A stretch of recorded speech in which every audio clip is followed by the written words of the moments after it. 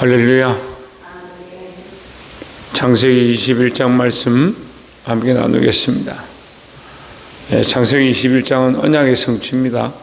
언약의 성취라는 것은 하나님께서 이루어주신다는 거죠. 우리가 언약을 성취할 수는 없어요. 언약은 언약을 만드신 하나님께서 이루시는 것이 맞다는 거죠. 우리가 어떤 노력을 했기 때문에 언약이 성취됐다, 우리가 언약을 완성했다 할 수 없습니다. 하나님께서 하시지 않으면 아무것도 이룰 수 없는 것이 인생의 법칙이다. 특별히 생명에 관한 것, 구원에 관한 것은 하나님 하셔야 한다라는 거죠. 21장 1절에 보면 여호와께서 말씀하신 대로 사라를 돌보셨고 여호와께서 말씀하신 대로 사라에게 행하셨으므로, 2절에 사라가 임신하고 하나님이 말씀하신 시기가 되어 노년에 아브라함에게 아들을 낳으니 했습니다. 자, 21장 1절과 2절에 가장 많이 나오는 단어가 말씀입니다. 여호와께서 말씀하신 대로, 여호와께서 말씀하신 대로, 하나님이 말씀하신 시기가 되어 이렇게 말합니다. 하나님은 말씀하신 대로 이루시는 하나님이시다라는 거죠. 그러면 하나님은 언약을 이루어 가시는데 말씀한 대로 하니까 우리는 뭘 따라가면 됩니까? 말씀을 따라가면 되죠. 말씀을 따라가면 하나님의 언약을 이루시는 것을 보게 되는데 우리가 왜 하나님의 말씀대로 살지 않느냐? 왜 자기 생각대로 하면 될 줄 아는 거죠. 말씀한 대로 살면 그 언약이 이루어질 것이고, 하나님은 계속해서 이 언약을 이루기 원하시는데 인생이 무지몽매해서 자기가 똑똑하고 지식이 많고 지혜롭다고 착각하니까 말씀한 대로 하는 게 아니고 자기 생각대로 하는 겁니다. 여러분, 하나님의 말씀대로 이루어져야 하고 하나님의 말씀하신 때에 이루어져야 하고 하나님께서 말씀하신 대로 이 일을 행하셔야 될 줄 믿습니다. 사랑하는 성도 여러분, 이 하나님의 말씀을 믿고 그 말씀이 이루어지기를 늘 기대하고 기도하고 따라가기를 주의 이름으로 축원합니다. 3절에 아브라함이 그에게 태어난 아들 곧 사라가 자기의 낳은 아들을 이름하여 이삭이라 하였고, 그 아들 이삭이 난 지 8일 만에 그가 하나님 명령하신 대로 할례를 행하였더라 했습니다. 하나님의 이 역사를 보고 아브라함이 응답하죠. 난 지 8일 만에 할례를 행합니다. 그 할례를 행하는 건 뭐예요? 그 하나님께서 말씀하신 그 언약을 따라서 자기도 그 언약을 실천하는 겁니다. 우리가 하나님의 말씀대로 행하는 모습이 있어야 된다라는 겁니다. 하나님은 언약을 이루시고 약속을 이루시고 그 말씀을 이루시는데 인생들이 말씀을 떠나서 자기 하고 싶은 대로 하면 안 되죠. 그래서 이 난 지 8일 만에 아브라함도 하나님의 언약을 따라 그 말씀을 따라 할례를 행하는 것이다 라는 거죠. 그리고 아이가 자라매 8절에 보면 아이가 자라매 젖을 때고 이삭이 젖을 때는 날에 아브라함이 큰 잔치를 베풀었더라. 9절에 사라가 본즉 아브라함의 아들 애굽 여인 하갈의 아들이 이삭을 놀리는지라 했습니다. 옛날 성경 보면 희롱하는 자다 이렇게 되어 있죠. 예, 애기니까 뭐 이렇게 장난치고 이렇게 하겠죠. 근데 자기 자식이니까 어떻게 보여? 멸시당하는 것처럼 느껴지는 거죠. 그래서 10절에 그가 아브라함에게 이르되 이 여종과 그 아들을 내쫓으라. 이 종의 아들은 내 아들 이삭과 함께 기업을 얻지 못하리라 함으로 했습니다. 이런 말을 뭐라고 하냐면 들어갈 때 마음 다르고 나올 때 마음 다르고 먹을 때 마음 다르고 먹고 나서 마음 다르고 그렇다 얘기하는 거예요. 사라가 하갈을 아브라함에게 넣어줄 때 누가 넣어줬냐? 하갈이 지가 알아서 들어갔냐? 사라가 들어가라 했죠. 그래 놓고 그 아들 낳아서 보니까 그 종을 잃을 것이다. 그 아브라함의 씨를 잃을 것이다 생각했는데 하나님께서 이 이삭을 주니까 그 이삭이 귀해 보이는 거죠. 그래서 이제 말씀을 제대로 얘기하는 겁니다. 이삭과 함께 기업을 얻지 못하리라 이렇게 얘기하는 거죠. 근데 진짜 그렇게 하죠. 근데 이런 원망도 어디서 온 겁니까? 자기의 인간적인 선택에서 온 겁니다. 근데 제가 이렇게 목회를 해보니까요, 뒤에 가서 원망하는 사람들이 많아요. 그거 하기 전에 하지 말라고 했고, 여러분 말씀대로 사십시오 이렇게 해도 지나고 나서 무슨 이런 문제가 생기잖아요. 그럼 뭐라 합니까? 왜 그때 목사님이 나에게 목숨 걸고 말리지 않았냐, 이런 소리를 하는 겁니다. 내가 왜 목숨 걸고 말려야 됩니까? 가르쳤는데 그렇게 가는 것이 옳지 않다고 했는데, 하나님 말씀이 우리에게 일러줬는데, 선택은 본인들이 하는 거예요. 그래서 지금 제가 계속 가르쳐 드리잖아요. 계속 말씀해 주잖아요. 하나님께서 우리에게 또 일러주시잖아요. 어떻게 하라고요? 말씀대로 하라고요. 말씀대로. 하나님의 말씀을 기다리고 그 약속을 기다리고 하나님 기뻐하는 뜻을 쫓아가면 되는데, 계속 뭘 가지고 있냐? 자기 생각을 가지고 있으니까 결국 선택할 때 뭘 자꾸 합니까? 자기 생각을 선택하는 거예요. 자기 뜻대로 행하는 거예요. 그래 놓고 결과가 어떻게 되면 원망하는 겁니다. 그럼 하나님 뜻을 따라 살기를 주의 이름으로 축원합니다. 16절에 이르되 아이가 죽는 것을 참아보지 못하겠다 하고 했습니다. 그래서 하갈을 쫓아냈습니다. 하갈과 이스마엘을 쫓아냈는데, 광야에 가다가 물이 떨어져서 죽게 되니까 이 하갈이 아이를 감목덤불이라 하는데 하여튼 거기 내버려 두고 멀리 떨어져서 화살 한바탕이니까 한 3, 40m 되겠죠. 멀리 떨어져서 보면서 하나님 앞에 소리내 웁니다.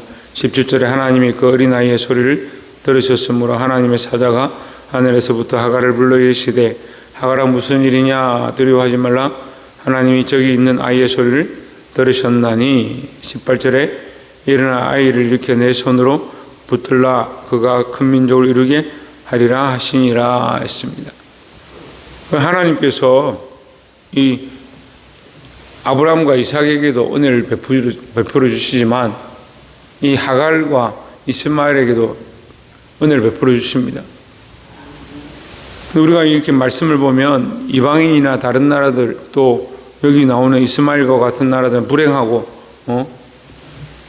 앞으로 미래가 없고 비전이 없는 것처럼 보이지만, 하나님은 여전히 동일한 은혜를 베풀어 주시고 있다라는 거죠. 그래서 세상 사람들도 하나님 믿고 돌아올 기회들이 다 있습니다. 그런데 그렇게 하지 않는 게 문제죠.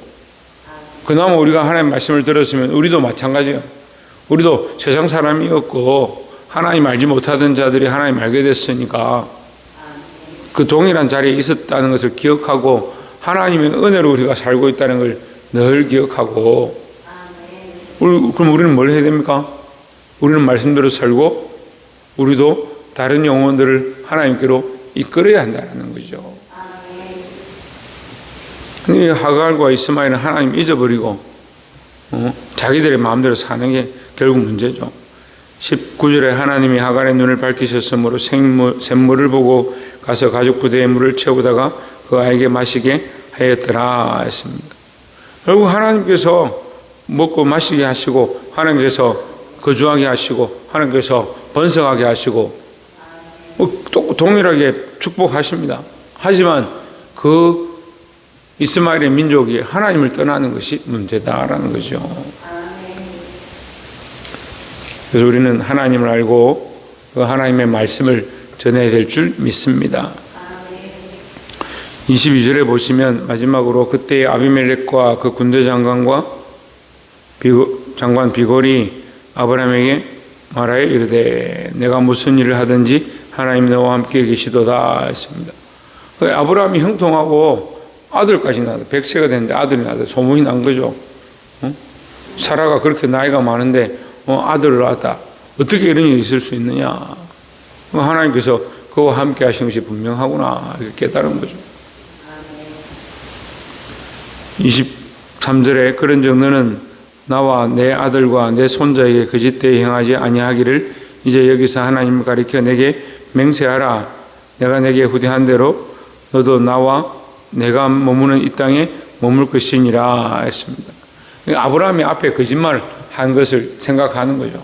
그런데 아브라함이 하는 거 보니까 다 형통하고 하나님 그와 함께 하셔서 그가 번성하게 하는 것을 보니까 너가 나뿐만 아니고 내 자녀와 내 손자에게까지도 거짓을 행하지 않겠다 약속해라.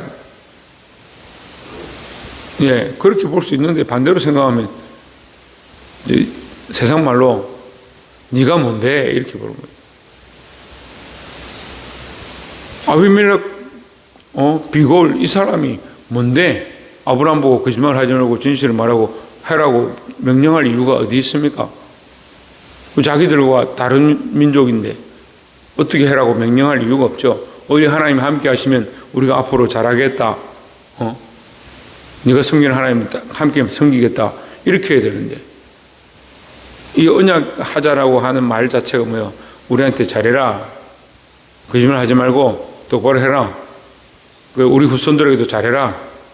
거짓말 하지 마라. 이렇게 얘기하는 거예요. 사실 우습습니다. 인간은 항상 자기 이익을 쫓아가는 거죠. 그래서 우리가 세상에 나가보면요, 잘해주는 것 같이, 막 이렇게 하지만 사실은 뭐요? 원 플러스 원이다. 이렇게 하는데, 원 플러스 원 해도 자기들이 이익되니까 원 플러스 원 하는 거예요. 원 플러스 2를 해도 이익이 되니까 그렇게 하는 거예요. 근데 사람들 뭐라 생각합니까? 야, 한 개 주다가 원 플러스 원 주니까 이게 무슨 이런 은혜가 있냐? 우리에게 사람들이 잘해준다 이 생각하면 자꾸 그리 속고 넘어가는 거죠. 여러분 지혜를 가지십시오.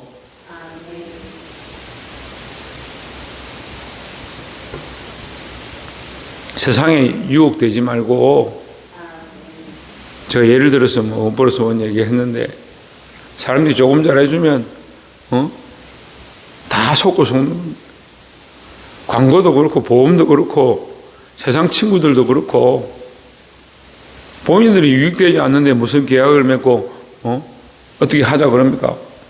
우리 아들이 이제 이빨이 좀 안 좋아서 이번에 치아보험을 들었더니 들 때는 아이고 하십시오. 사은품 주겠습니다. 뭐 하겠습니다. 막 이렇게 하면서 굉장히 비싼 사은품을 하나 주는 거예요.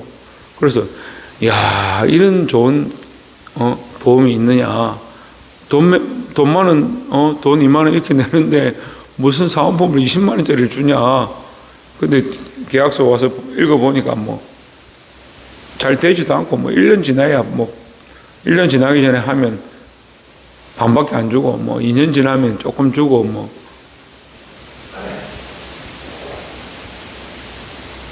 세상이 그런 거예요. 그래서 속지 말고. 근데 여러분 이 계약과 하나님이 아브라함이 하시는 계약은 다른 거죠. 아브라함이 뭘 했습니까? 아무것도 안 했죠. 사라가 뭘 했습니까? 아무것도 안 했죠.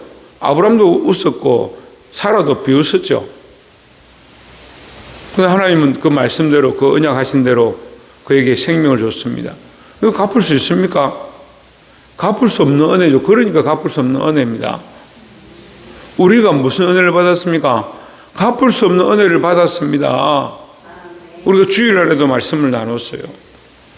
제가 그 말씀을 하니까 무슨 이유가 있나, 왜 그런 얘기를 하시나 그렇게 생각하는 사람도 있는데 하나님 말씀이 그래요. 우리가 갚을 수 없는 은혜를 입었는데 1만 달란트를 빚졌는데 항상 그건 까먹고 100데나리온 빚진 사람, 나한테 조금 잘못한 사람, 왜 말을 저렇게 하냐, 행동을 저렇게 하냐, 왜 나에게 좀 안 좋게 하냐, 그런 생각만 하고 앉아요.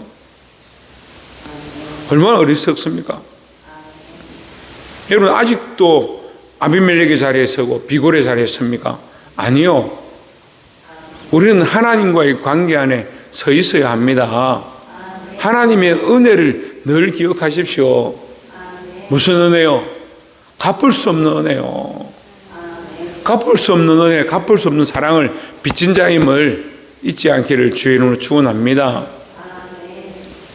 32절에 그들이 브레셀바에서 언약을 세우며 아비멜렉과 그 군대 장관 비골을 떠나 브레셋 사람의 땅으로 들어갔고 있습니다. 브레셋 사람 땅이죠. 그럼 브레셋은 뭐요? 이스라엘이 평생 싫어하는, 이스라엘 괴롭히던 원수 나라인 거죠. 그렇게 언약을 맺었는데 뭡니까? 결국 등골만 빼먹는 거죠. 33절에 아브라함은 베엘세바에 에셀 나무를 심고 거기서 영원하신 하나님의 여호와의 이름을 불렀으며 했습니다. 자, 말씀을 맺겠습니다. 여러분, 하나님의 이름을 부른 아브라함입니다. 아브라함이 뭘 느꼈느냐? 하나님께서 갚을 수 없는 은혜를 주시고 그뿐만 아니고 다른 나라들, 이웃 나라들이 자기에게 와서 언약을 맺자 하고 이렇게 무릎 꿇는 모습을 보고 하나님의 이름을 불렀다. 우리에게 은혜가 나타나고 우리가 하나님의 은혜를 느끼기 시작하면 뭘 해야 되냐? 하나님의 이름을 불러야죠. 뭔가 잘 됩니까? 하나님 찬양하십시오. 집안에 돈이 들어옵니까? 하나님 찬양하십시오. 자녀들이 잘 됩니까? 하나님 찬양하십시오. 근데 사람들이 그걸 잘 까먹는 거예요. 그걸 잘 까먹어요. 뭐 좀 잘 되면 어떻게 생각합니까? 내가 좀 잘하지. 내가 좀 전에 이렇게 했더니 지금 좀 잘 되지. 항상 나밖에 없는 거죠. 그러니까 하나님 이름을 불러야 되는데 내 이름을 부르는 거예요. 여러분, 그 삶을 훈련하고 그런 습관을 세우고 가야 돼요. 나의 이름을 부르고 나를 자랑하는 것이 아니고 하나님의 이름을 부르고 하나님을 자랑하는 이 아브라함의 모습을 본받아 여호와의 이름을 부르는 자들이 되기를 주의 이름으로 축원합니다. 기도하겠습니다.